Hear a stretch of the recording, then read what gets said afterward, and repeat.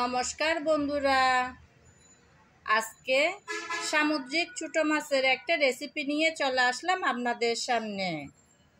এই ছোট মাছগুলোকে আমরা অলুয়া মাছ বলে থাকি। আপনারা কে কী নামে ডাকেন বন্ধুরা? যাই হোক, যে নামে ডাকেন না কেন, রান্না করলে কিন্তু দারুণ স্বাদ হয় খেতে। প্রথমে আমি কেটে ধুয়ে পরিষ্কার করে নেব। মাছ আমি কেটে ধুয়ে পরিষ্কার করে নিয়েছি। এখন রান্নাটা বসানোর পালা। আমি এভাবে মাছগুলো কাটলাম। রান্নাটা করার আগে প্রথমে আমি একটা মশলার পেস্ট বানিয়ে নেব। তার জন্য এখানে একটা বাটি নিলাম। বাটিতে প্রথমে দিয়ে দেব আমি হলুদ। এই যে হলুদ নিয়েছি। তারপর দেব আমি মরিচটা অর্থাৎ ঝালটা যে যেমন খেতে পছন্দ করেন সেরকম দেবেন, কম অথবা বেশি। আমি 2 চামচ পরিমাণ নিলাম। তারপর দিচ্ছি জিরা, ধনিয়া, গরম মশলা সব একসাথে গুঁড়ো করা পাউডার। তারপর নিলাম স্বাদ মতন লবণ। এখন দিয়ে দেব আদা বাটা দিলাম। তারপর নিলাম রসুন বাটা। এখন পরিমাণ মতো পানি দিয়ে মশলাটাকে আমি ভালো করে গুলে নেব।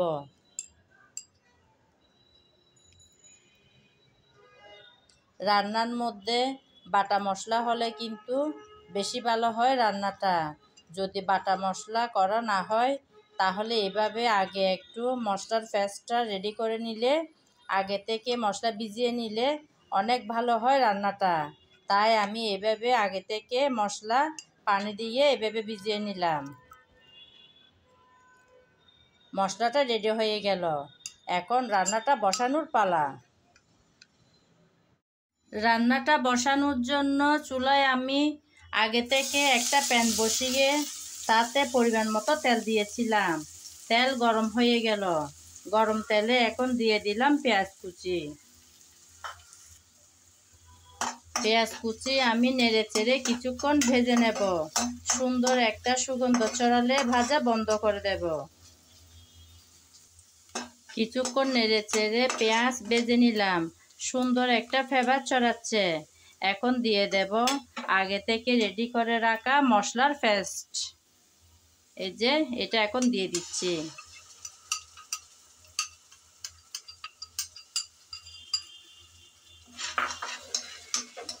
মশলাটা দিয়ে ভালো করে নেড়েচেড়ে কষিয়ে নিতে হবে। মনে রাখতে হবে তরকারির ভালো মন্দ স্বাদ আসে কিন্তু ভালো করে কষানোর উপর। সুন্দর কালার, সুন্দর ঘ্রাণ, ভালো স্বাদ তিনটাই কিন্তু আসে ভালো করে কষিয়ে নেওয়ার পর। তাই খুব যত্ন সহকারে এই কাজটি করতে হবে।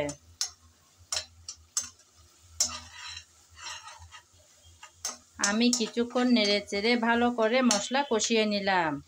এখন দিয়ে দেব টমেটো কুচি। আমি একটা বড় সাইজের টমেটো এভাবে ছোট ছোট টুকরা করে কেটে নিয়েছিলাম, সেগুলো দিয়ে দিলাম।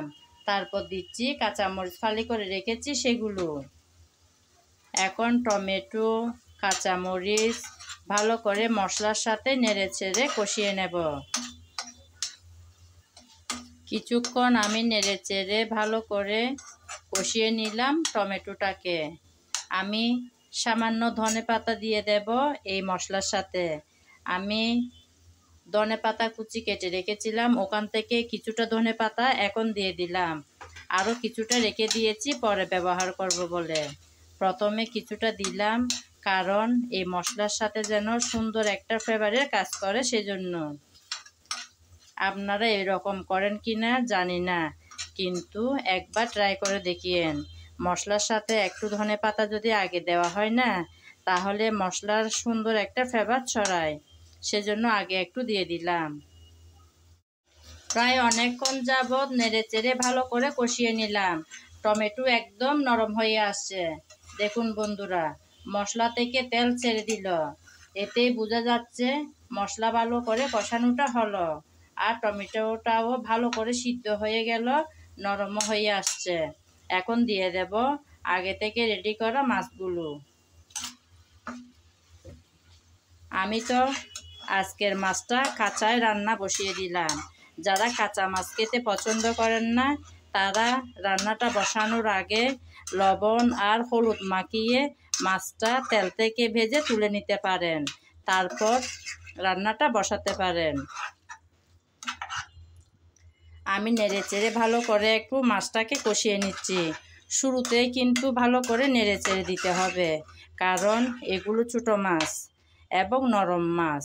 এই মাছ কিন্তু নেড়েচেড়ে রান্না করলে ভেঙে যাওয়ার সম্ভাবনা থাকে।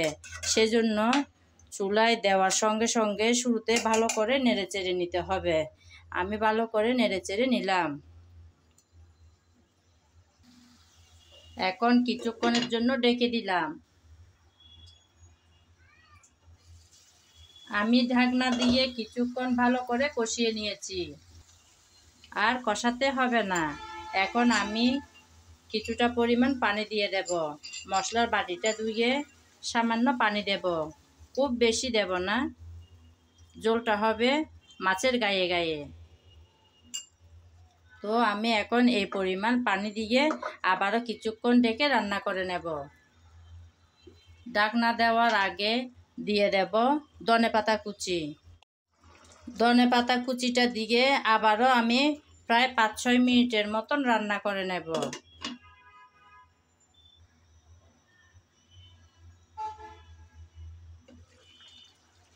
ধনেপাতা কুচি দিয়ে ঢাকনা দিয়ে আমি কিছুক্ষণ রান্না করে নিলাম। রান্না প্রায় শেষের দিকে। এই ছোটো মাছ কিন্তু বেশি নাড়াচাড়া করে রান্না করলে ভেঙে যাওয়ার সম্ভাবনা থাকে, তাই অনেক যত্ন সহকারে নাড়তে হবে। আমি 2টা হাতল ধরে এভাবে একটু নেড়েচেড়ে নিলাম। এখন চুলাটা একদম ছোটো করে দিয়ে আবারও 2-3 মিনিটের জন্য চুলার উপর বসিয়ে রাখবো।